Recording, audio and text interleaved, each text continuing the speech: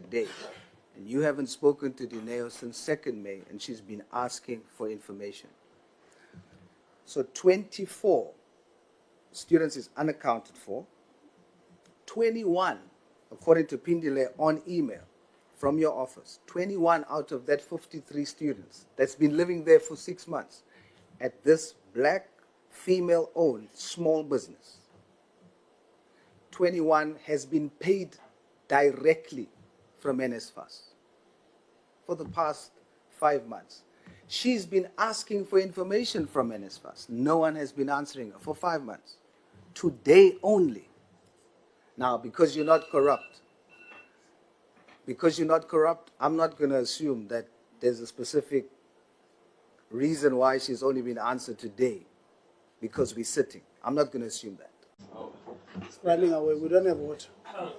We must borrow your water. Honorable Sof. Thank you very much, Chair. Can I also just request, there's some pictures I've sent to the support staff, if that can be flighted later on, if I ask. I've sent it to Anele. The COO, I'm going to start with you. We only have 15 minutes, so I'm going to request that we just be short and concise so that I can be able to cover as much as I can. Do you remember the 28th of February that you stated for the record that Rihanna van der Nest, who was, the system said she was provisionally funded, and as a result she didn't re-register on the system for funding for this year, and then Kiabetswe Nkosi, whose the system status says verification. CEO, I hope you're going to be fast because you're next. Kiabetswe Nkosi, verification was the status. And can you remember that you stated for the record that you do concede that they were unfairly treated, and you will ensure that you give me the definite confirmation they will be assisted and funded? Can you remember that? You remember? I remember that, yes. Please speak to the mic. So we are recording the proceeding, COO. Yes, I remember that. Do you stay by that assertion? Twice. Do you stay by that commitment? That they will be funded? Yes. Yes, so I stay by it because I would want to make sure that each and every student that will process their application gets funded. Yes, but it's different from they will be, right? Because that was the commitment that you made. So the CEO is now not here, Chair. I don't know how we... I granted him an opportunity to go get water. Okay. Quickly, yeah. Are you done with the COO? No, because this is now where the CEO had to come in. So I don't know. How do you want now? No, let's ask the question. They will write if no one can sign, if no one can respond, then we'll write and then give it to the CEO. But let's try and move with the... I know you are... The question is for the CEO. Okay. He's here. It's just he's out now, but he's here. Yeah. I can't be writing to him, Chair. No, I'm saying ask. They will write and see if... again, we've got the management, senior management. So they must answer. And if they can't answer, then we'll defer it to the CEO. Okay. CEO, did you lie to me on the record? Yeah, I'm writing it down. No, did you lie to me on the 28th of February on the record? No, I did not lie. You didn't lie? No. I tell you why. You referred me to the CEO, if you can remember. And the CEO said because of that provisionally funded situation, and even though the student didn't know, and it was a system issue, that she will not be funded, the one student will not be funded, and will only be funded next year. So the student, as we speak, will this year then not go to study and had to go look for a job? So it's only the CEO and yourself that can confirm what do we take for the record.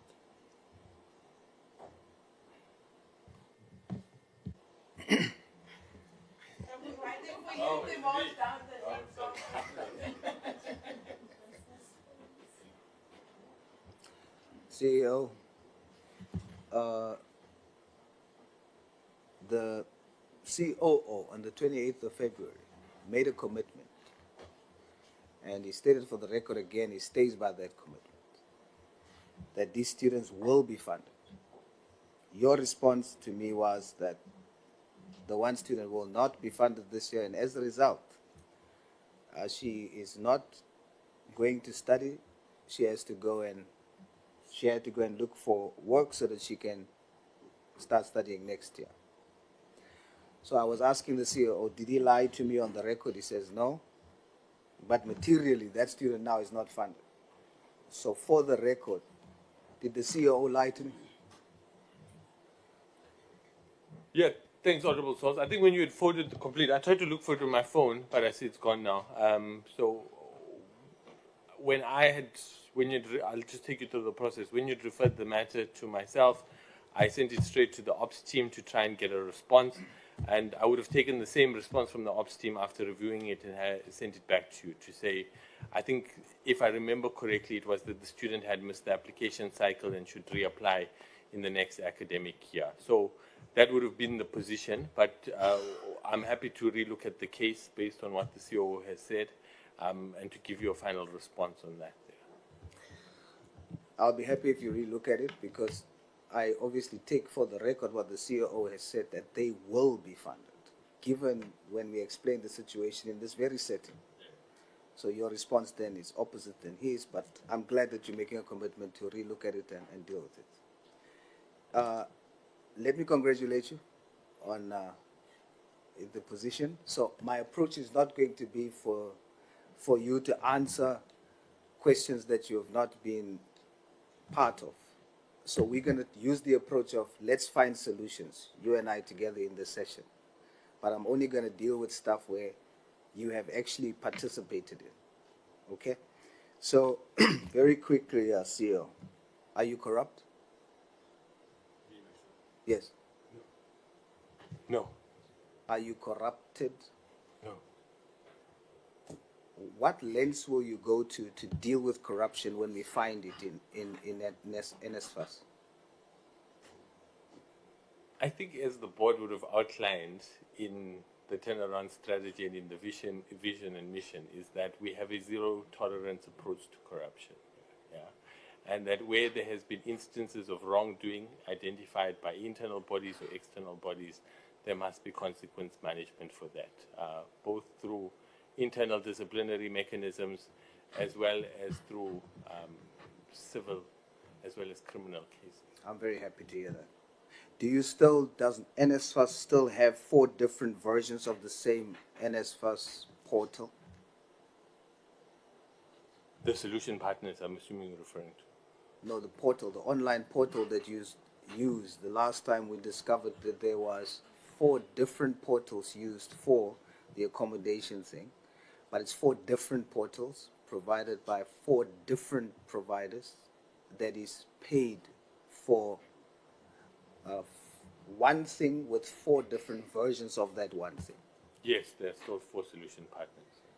Do you think it's necessary to have 4 versions of one thing and paying 4 separate providers for it? I think in the session we've responded to the fact that we don't necessarily agree with the design of the student accommodation pilot project, and that we have referred it both for a legal review, which would inform our next steps on the matter, but that the matter has also been referred to SIU for investigation. In the last meeting, which was 28 February, the same question came up. They said by this time, between 4 and 6 months, they'll be able to have a definite answer to say that it will be scrapped or not. Are you aware of that? I was not in that meeting, so but we can follow through. The institution must stand, so if that's the commitment it made, we can definitely give an update on that commitment. Are you willing to scrap it? to have one version of one service rather than four and paying four different providers for it? Are you willing to scrap it? I think, in my view, the entirety of the student accommodation project needs to be reconsidered. And Nsfas's roles and responsibilities in student accommodation need to be reconsidered. I agree. So you are then committed to, whilst you're sorting out the problem, we can deal with the individual matters that this current process has obviously affected certain people. So we can deal with it. Yeah, we should. All right, let's do that. So is it true that you have received a non-payment complaint from Stir Park Guest House That's correct.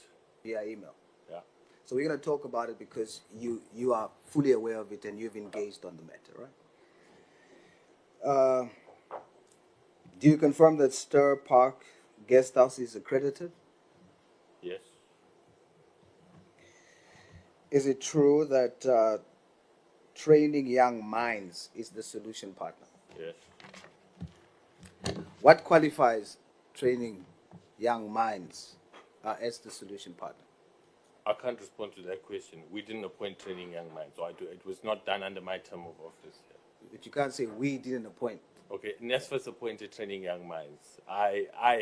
We have referred the contract in question for a legal and a performance review, which will inform whether they are competent or incompetent to perform the function.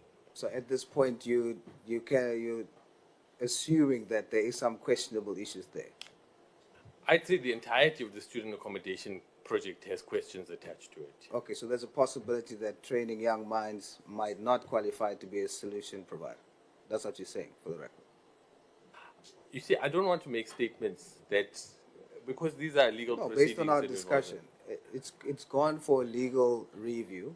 It only goes for legal review because there's questionable Yes, issues. so I want to say that across the board, accreditation partners, solution partners, All there right, are but severe specifically concerns.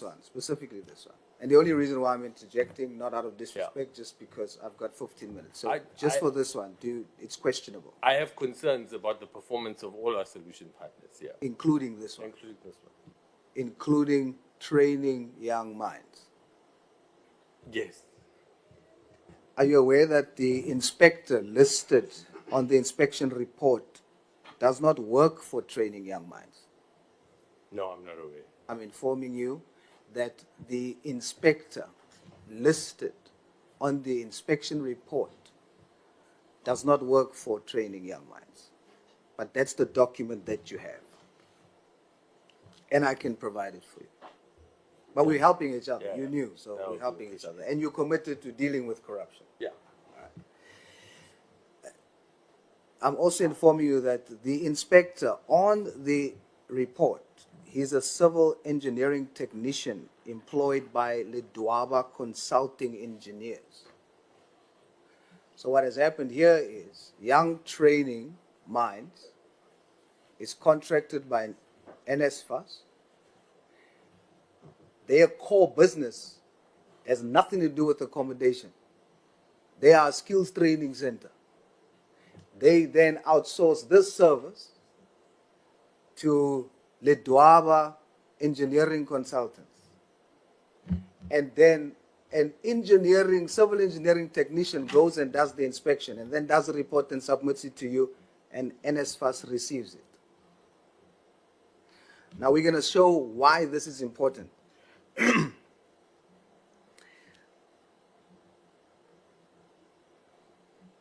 Dineo, who is the black female who's owning this small business, Stir Park, she has reached out to Nsfas for like 5 months. Are you aware that she has not been paid? Not a cent. Yeah, I'm aware. Will you pay her? So I'll tell you the latest update I have on that matter here is that of the 52 students that are staying in her property, 26 can't be verified as registered students. We don't have registered data for them. That's a major red flag for us, which means we have to be able to investigate. So we first have to investigate those 26 students, why we don't have reg data and why they're staying in a residence where Nsfas accommodation is being claimed. Should we be able to verify the registration data for the students which are residing there, which we can confirm are Nsfas students, of course, the private landlord must be paid. Mr. CEO, you have not responded to Dineo since the 2nd of May. Only an hour, just an hour ago, Pindile from your office sent an email with that information. And it's not 26 that's unaccounted for. Pindile says 24. Which is it for the record? Yeah, I wanted to get an update before I got here this morning. I'm This giving morning you the it was update. 26, so it might be 26, might It's be 24. But yeah, we'll accept And, the 24. and Pindile from your office sent it just an hour ago today. And you haven't spoken to Dineo since 2nd May, and she's been asking for information. So 24 students is unaccounted for. 21, according to Pindile on email from your office, 21 out of that 53 students that's been living there for 6 months at this black, female-owned small business, 21 has been paid directly from Nsfas for the past 5 months. She's been asking for information from Nsfas. No one has been answering her for 5 months. Today only. Now, because you're not corrupt, I'm not going to assume that there's a specific reason why she's only been answered today because we're sitting. I'm not going to assume that. But she only got response today. That you are not going to take responsibility for the students that's been paid directly and for the students that's now unaccounted for. CEO, do you agree that 53 total students has lease agreements that has been signed on the Nsfas portal? I'll have to go back and check that. Yeah. I can confirm that 53 students on the Nsfas portal has signed lease agreements. Nsfas hasn't told this young lady that 24 is unaccounted for and 21 has been paid directly by yourselves. Now you are saying you're not going to pay her after 5 months. This is how much she loses because of that. 432,000 rand. You're not going to pay her. Plus 378,000 rand. You're not going to pay her. But she hosted all these students. And furthermore, you refuse. Nsfas refused to tell her who the students are. Is that fair? You tell her after 5 months, it's okay, they signed lease agreements. Then you tell her, we're not going to pay you for these students. Then she asks, who are they, so that I can make sure that I deal with them. You don't want to give her information. Is that fair? So let me say is that I don't think there's any commitment to not pay anybody who's rendered services to Nsfas here, right? And if anybody in the Nsfas team has indicated that there'll be non-payment on any particular reason, that needs to be clarified here. Okay, so What we need to, if you let me finish, is to say, when you come across these issues, and I've stated from the outset today that this student accommodation project has many flaws associated with it. This is but one landlord. There are thousands of them across the depth of the country which are experiencing similar issues here. And I don't want to run away from this problem. It is a problem which exists. I can only take so many landlord calls on a day, and I can respond to as many as I can. But when I respond to them, I like to give them firm information about the way forward here. And these matters have to go through a process of investigating what is transpiring. I'll come back to the point I made, is to say, if we just go ahead and pay, we could certainly, today I could go back to the office and say to the team, everybody who has submitted a claim, let's pay everyone. Yeah. If you let me finish, let's pay everyone, right?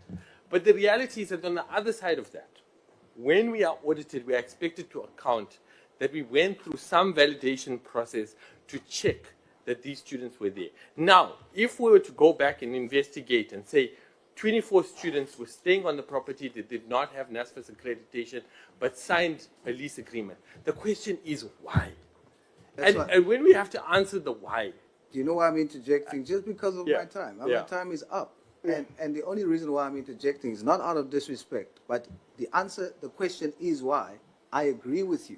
And I'm saying to you, because we're working together here, your office has told her that because they've been paying those students directly, she's not going to get that money because money has already been paid.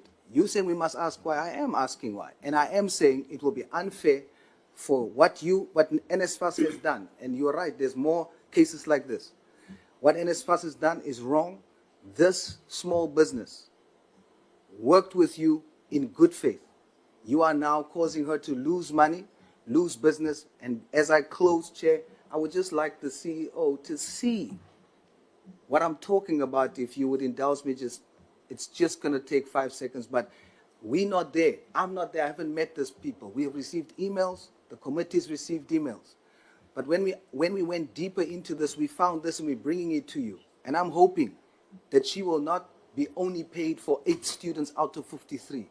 It will be wrong to a black-owned small business. And we say we want to create jobs. This is